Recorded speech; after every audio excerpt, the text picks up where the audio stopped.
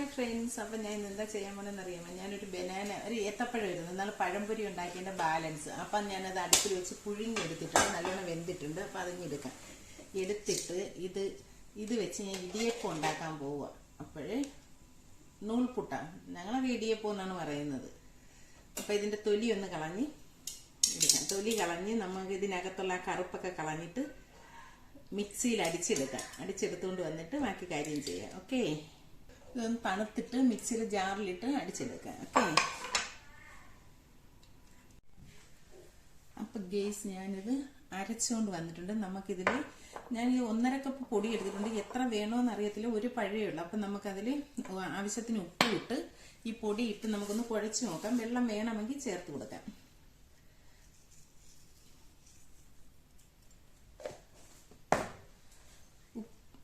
പൊടി കുറച്ചിട്ട്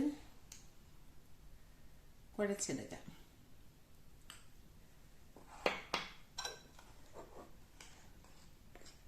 കൈ കൊണ്ട് കുഴയ്ക്കുന്നതാണ് ഭംഗി. ഞാൻ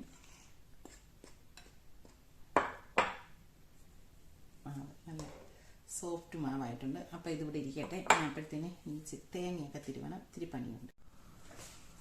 അപ്പം ഗേസ് ഞാൻ ഇതൊരു സ്റ്റീം ചെയ്തെടുക്കാനായിട്ട് പാത്രത്തിൽ വെള്ളം വെച്ച് ചൂടാക്കാൻ വെച്ചിട്ട് ഞാൻ ഇതിനകത്താണ് ചെയ്യുന്നത്. ഇതിൽ ഇനി വേറെ പാത്രമൊന്നും വെക്കുന്നില്ല. ഇതിൽ എണ്ണ തടവിയിട്ട് ഇതിനകത്തോട്ട് പിഴിഞ്ഞൊഴിച്ച് അതിലോട്ട് വെച്ച് വേവിക്കുകയാണ് ചെയ്യുന്നത്.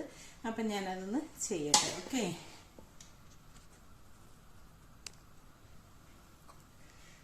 ശിവനായിക്കകത്ത് മാവിട്ട്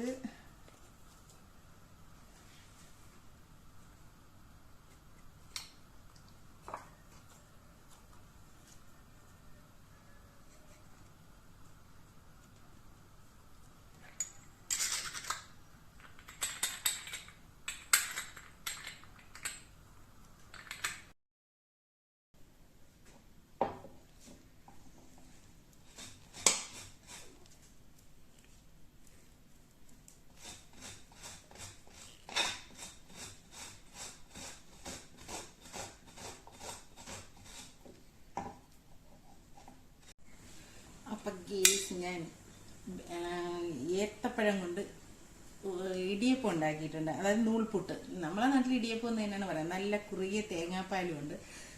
അപ്പോഴ് നല്ല അടിപൊളി തേങ്ങാപ്പാലിൽ പഞ്ചസാരയും പിന്നെ ഏലക്കാപ്പൊടിയും കൂടെ ചേർത്തതാണ്. എന്നിട്ട് ഇടിയപ്പം ഉണ്ട്. അപ്പം ഇതിലോട്ട് ഒഴിച്ചിട്ട് കഴിക്കണം. നല്ല അടിപൊളി നല്ല ടേസ്റ്റാണ്. തേങ്ങാപ്പാൽ കൂട്ടി ഇടിയപ്പം കഴിക്കുന്ന നല്ല ടേസ്റ്റാണ്. ഇതിൻ്റെ പുറത്തോട്ട്